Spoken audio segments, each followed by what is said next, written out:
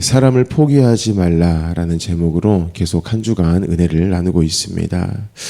방금 읽었던 이 본문은요, 나그네를 잘 대접하면 복 받는다라는 말씀이 아닙니다. 지금 마태복음 10장은요, 저와 여러분의 신분, 특별히 예수님의 제자들, 이 세상에 보내심 받은 우리의 신분을 말씀하고 있습니다. 우리의 이 신분을 알기 위해서 우리가 나아간 이 세상에 대한 이해를 우리가 좀 해야 합니다. 저와 여러분이 보내심 받은 곳이 이 세상인데요. 이 세상은 이런 곳입니다. 14절에 보면 누구든지 너희를 영접하지도 아니하고 너희 말을 듣지도 아니하거든 그 집에나 성에서 나가 너희 발에 먼지를 떨어버려라 입니다. 저와 여러분이 보내심 받은 이 세상은요, 결코 우리를 환영하지를 않습니다. 왜냐하면 우리만 가 있는 세상이 아니죠. 주님이 우리를 보내실 때 그냥 우리만 쏙 보내신 게 아닙니다. 주님이 함께 하고 계십니다. 그래서 주님과 함께 간 우리이기 때문에요, 이 세상은 우리를 환영하지 않습니다. 예수의 옛자도 꺼내지 못하게 하는 세상이라는 것이죠. 그리고 요즘 시대에는 혹여나 그 예수님을 이렇게 꺼냈다가는 혐오의 대상이 되기도 합니다. 그러한 세상은요, 우리에게 대해 그냥 너희들 왜 그래? 너희 그러면 안 돼. 요즘 세상 그렇게 예수 전하는 건 아니야. 라고 말만 하는 게 아니에요. 실제적인 핍박도 있다라는 것입니다. 17절에 보면 사람들을 삼가라. 그들이 너희를 공회에 넘겨주겠고 그들의 회당에서 채찍질하리라 라고 말합니다. 회당은요, 유대인들에게 있어서는 기본 공동체입니다. 쉽게 우리로 이해하면은 가정을 생각하시면 되고요, 또 교회를 생각하시면 되고 학교를 생각하시면 되겠습니다. 그런데 그런 곳에서 예수 믿는 자들은요, 채찍질을 당한다라고 합니다. 실제적인 일이죠. 우리 피부에 와닿습니다. 우리의 신음을 다 이끌어내고 우리의 눈물을 뽑아내는 그러한 실질적인 핍박이 있다라는 것입니다. 그것만이 아니고요, 공회에 넘겨진다라고 해요. 그냥 뭐 가정에서 핍박을 받고 어떤 학교에서 뭐 따돌림을 받고 이 정도만이 아니라 법적인 제재가 가해지는 그러한 일이 있다라는 것입니다. 그래서 예수님께서는 10장 가운데 말씀하시기를 이 세상을요, 이리 같다라고 말씀하세요. 그 이리 같은 세상에 우리를 이리로 보내는 게 아닙니다. 무엇으로 보내시죠? 양으로서 보내신다라고 굳이 말씀을 하셨다라는 것이죠. 그런데 세상은 일이고 우리가 양이잖아요. 분명히 누가 강하고 누가 약한지가 그려져요. 누가 먹는 자고 누가 먹히는 자인지 그려지는데, 더 아이러니한 것은 뭐냐면요, 이리가 우리를 잡아먹으려고 온다는 게 아닙니다. 그 입 벌리고 있는 이리에게 양인 우리가 간다라는 거예요. 그 일 가운데 우리를 보내고 계신다라는 겁니다. 그래서 예수님께서는요, 반복해서 말씀을 하세요. 그런 이리 같은 세상 가운데에 보내진 우리의 신분이 무엇인가? 너희의 정체성을 절대 잊지 마라고 말씀을 하시면서 이번 40절에 이렇게 말씀합니다. 너희를 영접하는 자는 나를 영접하는 것이요, 나를 영접하는 자는 나를 보내신 이를 영접하는 것이다. 유대 사회에서 영접하다, 보내심 받은 자를 영접하다, 이것은 보낸 자가 있다라는 것이죠. 그 보낸 자가 보내심 받은 자와 함께 지금 같다라는 겁니다.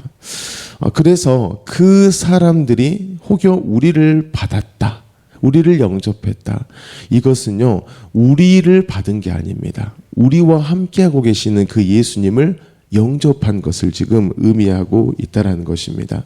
사랑하는 성도 여러분, 우리가 꼭 기억해야만 합니다. 예수님이 우리에게요, 어떤 명령을 하시잖아요. 지금 이 마태복음 10장만 봐도요, 계속해서 보내십니다. 이러니 보내고 너희는 이러한 존재니까 보냅니다. 이것은 너희가 이 말씀을 가지고 가는 것이 그냥 말씀만 가지고 간 것이 아닌 것을 꼭 기억하셨으면 좋겠어요. 그 말씀을 너 지켜, 이게 아닙니다. 내가 함께 가니 너는 그 말씀을 지켜낼 수 있어. 그 말씀대로 삶을 살아낼 수 있어. 그러니 너 담대하게 나아가. 이렇게 꼭 기억하시기를 바랍니다. 그래서 가능한 게 40절입니다. 세상은 우리를 영접하지 아니할 거다. 이렇게 말씀하시고 이리 가운데 양을 보낸다 라고 말씀을 하시는데, 그런데 40절에 보면은 영접하는 이야기가 나와요. 답은 나왔죠. 누가 함께 가시니? 예수님이 함께 가시기 때문입니다. 여러분, 나만 간다면은요, 저라는 목사가 간다고 영접하는 것은 아닙니다. 주님이 함께 가시니 영접하는 일들이 있게 된다라는 것이죠. 만약에 저도요, 주님이 함께 안 가시고 저의 신앙의 경험과 저의 어떤 이 직분만 가지고 가면은 세상 가운데, 이리 가운데에 먹히고 끝납니다. 그냥 먹히는 거예요. 끝나요. 좌절로 끝나고 저도 절망 가운데만 있을 것입니다. 하지만 예수님이 함께 가셔요. 그러면 그들이 저라는 양만 먹는 게 아닙니다. 함께 가시는 어린 양이신 예수님도 그들이 먹는 겁니다. 어린 양이신 예수를 먹은 일이, 그 세상은요, 이러한 반응들을 하게 되는데요. 그것을 사도행전 16장에서 말씀합니다. 16장 30절에 보면 간수장이 이런 고백을 하죠. 그들을 데리고 나가 이르되 선생들이여 내가 어떻게 하여야 구원을 받으리까입니다. 너무나 유명한 말씀이고 잘 아는 말씀이고 또 우리가 소망으로 받는 이 말씀인데요. 이 말씀이 대체 어떻게 가능했냐? 지금 마태복음 10장 40절 말씀의 실제의 일입니다. 여러분, 간수장이 이 고백을 했던 이유는 지금 그 간수장이 마주하고 있는 사람은 바울과 실라, 또 그들과 함께하고 있던 죄수들인데요. 어떤 그들의 인품이라든지 그들의 어떠함으로 인해서 이 고백이 나온 게 아닙니다. 바울과 실라가 큰 배짱이 있어가지고 감옥문이 열렸고 착고도 풀렸는데 안 도망갔어요. 그래서 놀라서 지금 간수장이 고백하는 것도 아닙니다. 말씀드렸다시피 바울과 실라가 간 것은 그들만 간 게 아니라 누가 함께하고 계시죠? 주님이 함께 계시기 때문에 비로소 이 고백이 나왔다라는 것이죠. 이 바울 일행이 지금 영접을 받은 겁니다. 40절과 같이. 그들을 보내신 예수 그리스도를 받은 것이고 그 예수를 보내신 하나님을 지금 이 간수장이 영접받게 되어진 것입니다. 사도행전 16장의 시작을 보면은요, 성령의 역사가 나옵니다. 바울과 실라가 원래는 아시아로 가서 복음을 전하려고 할 때 성령께서 예수의 영이 막습니다. 그리고 마게도냐로 가게 하시죠. 거기에서 환상을 보는 거예요. 건너와서 우리를 도우라. 그래서 넘어가게 된 겁니다. 가서 이제 당시에 이제 강가에 나아가서 이렇게 또 복음을 전하고 루디아를 만나고 또 교회가 세워지는 일들이 있고요. 그 다음에 한 가지 중요한 사건이 나오죠. 귀신 들린 여종이 나옵니다. 그래서 예수와 함께 가고 있는 이 바울 일행이요, 귀신 들린 여종을 만나니 그 여종을 귀신 가운데서 자유롭게 해 줍니다. 근데 그 일로 말미암아 무슨 일을 당하게 됩니까? 감옥에 가는 겁니다. 감옥에. 여러분, 귀신 들린 자를 자유롭게 해준 일은 귀한 일인가요? 귀하지 않는 일인가요? 너무 귀한 일이고 예수님 많이 하실 수 있는 일이고, 그로 말미암아 바울 일행이 예수님과 함께하고 있다는 것에 극명한 증거가 되어지는 사건입니다. 그런데 그들이 감옥에 가게 된 이유는 이렇죠. 그 귀신 들린 여종이 점을 쳐요. 점을 치면은 뭘 받죠? 안 쳐보셨죠? 돈을 받잖아요. 근데 그 돈을 그 여종이 갖는 게 아니라 주인이 있다라는 겁니다. 그래서 그 주인이 당장 자기의 그 수익, 그 이익이 끊어져 버렸어요. 그래서 고발을 하게 되어지고 그렇게 심한 매를 맞고 감옥에 갇힙니다. 지금 이 바울 일행이 무슨 일을 경험하고 있냐? 입을 벌리고 있는 이리 가운데에 지금 가서 먹힌 사건입니다. 돈이면 된다라는 이 세상 가운데에 지금 그들이 놓여 있고요. 그냥 있는 게 아니라 예수 이름으로 귀신을 쫓아냈더니 매 맞고 감옥에 가버린 이러한 이리에게 잡혀 먹힌 일이 있게 됩니다. 그런데 이 세상이 바울과 실라라는 양만 먹은 게 아니에요. 누가 함께 하시죠? 예수님이 함께 하시죠. 그러면 무슨 양까지 먹은 것이죠? 어린 양까지 먹어버리는 일이 있게 된 겁니다. 그로 말미암아서 이 구원의 사건이 기록이 되어집니다. 지금 어린 양 되신 예수 그리스도를 먹었다, 이렇게 이야기를 해요. 이것에 대한 증거를 25절이 이야기해요. 한밤중에 바울과 실라가 기도하고 하나님을 찬송하며 죄수들이 듣더라라고 말합니다. 여러분, 만약에 바울이라는 양, 실라라는 이 양만 그곳에 갔다라고 하면은요, 그들은 그곳 가운데에서 기도하고 찬송할 수 없습니다. 너무나 귀한 일을 했는데 매를 맞아요. 예수 이름으로 자유케 해줬는데 감옥에 갇힌다라는 겁니다. 그래서 그 상황 가운데에서는 원망과 불평이 일반적인 일이라는 것이죠. 하지만 바울과 실라는요, 마태복음 10장 40절에서 예수님이 말씀하신 바로 보내심 받은 인생, 곧 예수님이 함께하는 인생이었습니다. 부활의 주님이 함께하고 있는 인생이었기 때문에요, 그들은 어떠한 상황에 처해짐을 받아도요, 괜찮다라는 생각이 있어요. 죽음을 가지고 부활을 만드신 주님이 함께 하시니, 또 심지어 지금 그들이 빌립보에 간 것이 그들의 계획과 그들의 노력으로 간 게 아니라 그들의 계획과 노력을 다 트시고 지금 성령의 인도하심 따라 왔기 때문에요, 오히려 그 상황 가운데에서 기대감이 있었다라는 것입니다. 기대할 수 없는 상황인데 기대해요. 찬송할 수 없는 상황인데 찬송하고요. 푸념만 늘어나야 되는데 기도를 하고 있다라는 겁니다. 이게 바로 지금 그리스도도 그 가운데 함께하고 계시고, 그 간수가 바울과 실라의 인품과 성품, 그들의 어떤 배짱을 보고 지금 이 고백을 한 게 아니라, 예수 그리스도 부활의 주님이 함께 하시니 그 고백이 나올 수밖에 없었다, 이렇게 우리가 본문을 볼 수 있다는 것이죠. 그렇게 기도하고 찬송했더니 놀라운 일이 하나 전개됩니다. 지진이 납니다. 다 풀립니다. 이 상황을 간수가 이제 잠을 자다가 깨서 파악을 해요. 그리고 본인이 생각할 때에 지금 상황에서의 최선의 행동을 하려고 합니다. 그게 뭐였죠? 자결하려 하거늘입니다.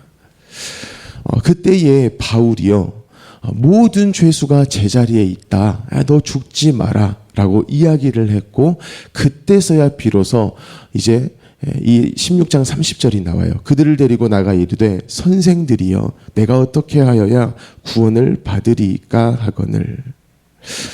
여러분, 간수장이라는 이 사람은요, 간수의 장입니다. 지금 이 간수장이 대하는 사람들은 간수를 비롯해서 또 간수가 관리하는 죄인들을 대하는 사람입니다. 그래서 그가 이 바울이라는 사람이 감옥에 오고 실라라는 사람이 감옥에 왔을 때요, 자기가 잡아먹어야 할 양으로 여겼습니다. 자신은 로마로부터 이 권한을 받은 것이죠. 그리고 죄수들을 관리하는 사람입니다. 그러면 끊임없이 그 죄수들에게 대해서 그들을 뭘로 봐야 되죠? 죄수로 보는 겁니다. 심지어 죄를 지어서 와요. 그 죄수를 관리하기 위해서는 그들에 대한 나의 태도는 어떤 의인에 대한 이러한 모습이 있다라는 것입니다. 그러한 범법자들을 마땅히 교화시켜야 돼요. 그들을 이렇게 받아야 돼요. 나는 의인이고 너희는 죄인이야, 이 생각이 그의 직업, 이 직무 가운데에서도 나오는 자라는 것입니다. 그래서 그는 이리로서요, 이 죄인된 그 양인 바울과 실라를 지금 삼킨 거예요. 그들을 맷때리고 착고로 채우고 감옥 가운데 가둔 겁니다. 그런데 그가 그 양만 먹은 게 아니라 그 바울과 실라를 보내신 예수 그리스도, 그 어린 양도 함께 먹게 되어져 버린 것이죠. 그래서 간수장의 입에서 나온 이야기가요, 왜 안 떠났냐, 어떻게 이럴 수 있냐, 이 말을 한 게 아니에요. 무슨 이야기를 했죠? 어떻게 하여야 구원을 받겠습니까? 예수님만 이끌어내실 수 있는 그 고백이 예수님으로 말미암아 보내신 예수님으로 말미암아, 그래서 보내신 받은 그 바울과 실라를 통하여서 나왔다라는 겁니다. 사랑하는 성도 여러분, 오늘이라는 하루가 우리에게 주어졌습니다. 이 하루는요, 예수님과 별개로 주어진 하루일 수 없습니다. 오늘 하루, 이 목요일이 우리가 하나님으로부터 보내심 받은 하루입니다. 그러면 하나님이 함께 하시는 것이죠. 주님이 함께 하세요. 즉 오늘 이 새벽 가운데 선포되어진 말씀이 또 함께 하실 것이고, 또 오후 4시에 올라오는 이 4분 설교가 또 함께 하시는 하루일 것입니다. 그렇다면 저와 여러분이 기대하셔도 돼요. 무엇을 기대하셔야 되냐? 매맞고 감옥에 갇힐 일들을 기대하셔야 됩니다. 저와 여러분을 잡아먹을 거예요. 하나님과 관계를 끊어놓도록 하는 일들은 오늘 하루도 준비가 돼 있다는 것입니다. 하지만 그것만 준비된 게 아니죠. 그러한 세상 가운데 그러한 하루를 주셨다는 것은 너희가 잡혀 먹히고 끝날 하루가 아니라 부활의 주가 함께하니 너희는 그곳 가운데에서 하나님의 구원의 일들을 경험할 거야. 또 너희 가정 가운데 너를 핍박하는 자가 있을 거야. 하지만 너는 또 믿음으로 말미암아 그들을 축복하며 너에게 주어진 아내의 삶, 또 남편의 삶, 아빠 엄마의 삶을 또 그렇게 살아낼 거야. 이렇게 말씀을 하신다라는 것입니다. 그 사실을 기억하시면서요, 주님, 오늘도 주님만 붙잡고 이 바울과 실라가 감옥 가운데에서 기대했던 것처럼 또 세상은 나를 잡아먹고 나를 죽이려 하겠지만 여전히 기도하고 찬송할 수 있는 이유, 주님의 함께 하심을 잊지 않고 그렇게 삶을 살아가게 하여 주십시오. 그 일로 말미암아 구원의 일을 경험케 하십시오. 이렇게 늘 은혜를 구하며 살아가시는 저와 여러분이 되어지기를 예수님의 이름으로 축복합니다. 아멘. 우리 함께 기도하겠습니다. 주신 말씀을 가지고 먼저 기도하실 때예요. 주님, 오늘 하루는 우리에게 만만치 않습니다. 나 홀로 살아갈 수 없는 하루입니다. 나 홀로 살아갔다가는 일이에게 먹혀버리고 끝나버릴 하루일 것입니다. 하지만 주님이 주신 하루, 주님이 보내신 하루, 주님이 함께 해주시는 하루라면 그래도 기대합니다. 또 예수 그리스도가 나의 주인이심을 경험할 것입니다. 부활의 주님이 누구신가, 어떠한 능력이신가를 경험할 하루이오니 오직 주만 붙들어 나아가게 하여 주옵소서. 그리고 주님, 우리의 삶에, 가정과 학교와 직장에 주의 이 놀라운 구원의 일, 어떻게 하여야 구원을 받겠습니까? 라는 이 놀라운 고백도 듣게 하시고 그들에게 예수 그리스도를 전할 수 있는 그 은혜도 주십시오라고 기도하시기 바랍니다. 우리 성도님들의 가정과 직장을 위해 기도하시고 미래 세대 청소년부를 위해서도 기도하시기 바랍니다. 종군마을을 위해서 기도하실 때 마을장, 순장, 순원분들을 위해 기도하시고요.